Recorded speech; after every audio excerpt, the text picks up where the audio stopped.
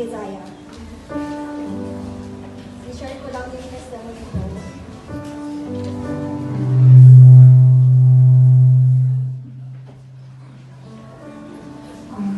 Pagpunta ko dito sa UAE, my goal was to look for a job.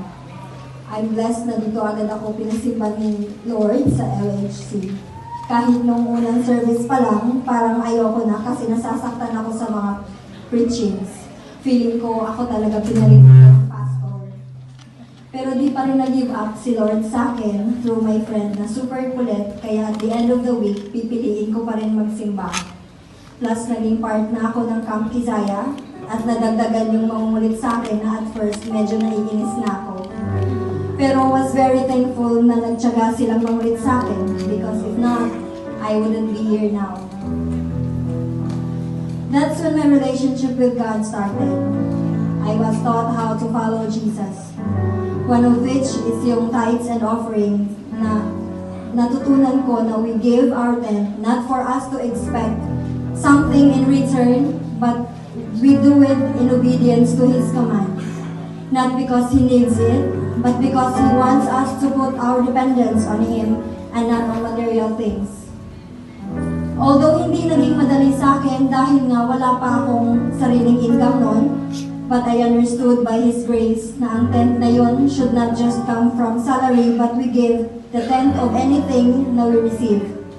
That time, I was blessed to have sisters who were supporting me in terms of finances. So kahit maliit lang, I was still able to give by His grace.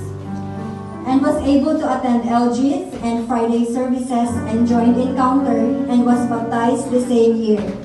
Kahit budgeted, sobra ang pera, priority ko ang magbalik ng para sa Kanya.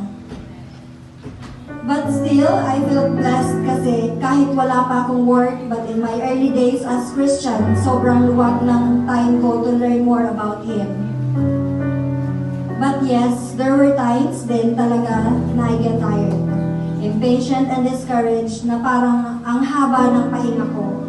Yet His word in Isaiah 55 verse 8 to 9, For my thoughts are not your thoughts, neither are your ways my ways, declares the Lord. As the heavens are higher than the earth, so are my ways higher than your ways, and my thoughts than your thoughts. Reminded me that He is in control. What God has impressed in my heart was that He will give me the job, but He has to be the first in everything. Kaya ang consideration ko sa work that time was it should be Friday off and morning ang timing para may time sa church and LGs. Nung nag 8 months na ako, nagbigay na ako kay Lord ng deadline. I asked Him na last visit visa ko na yon, and I will wait until February 5 maximum. Either He will give me the job or I need to accept na kailangan ko na umuwi and tapos na ang purpose niya sa akin dito sa Dubai.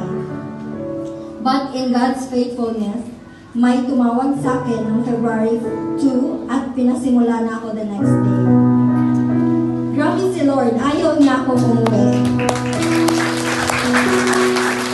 Tinanggap ko ang offer thinking na great are His plans.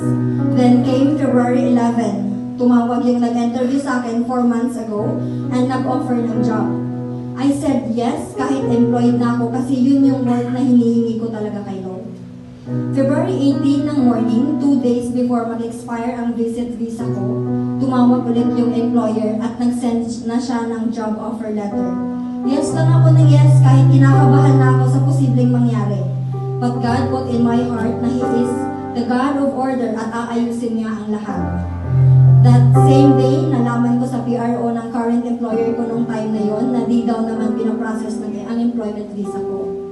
Kaya right away, nagpasa ako ng resignation letter.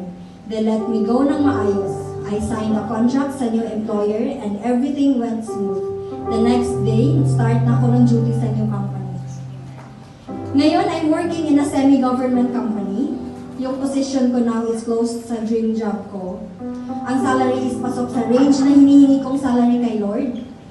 8 a.m. to 4 p.m. yung timings, with 2 days off, plus free transportation and yearly ticket. Kung papipiliin ako kung may babalik ko ang oras, I would still choose ang almost 9 months waiting na yon. Because it was through that na nakilala ko siya, and I wouldn't be this grateful kung hindi nangyari yun. With that, I give God all the glory. Kaya I challenge everyone to give not out of your excess and abundance, but out of your love and obedience to God, knowing that not one word has failed of all His good promise.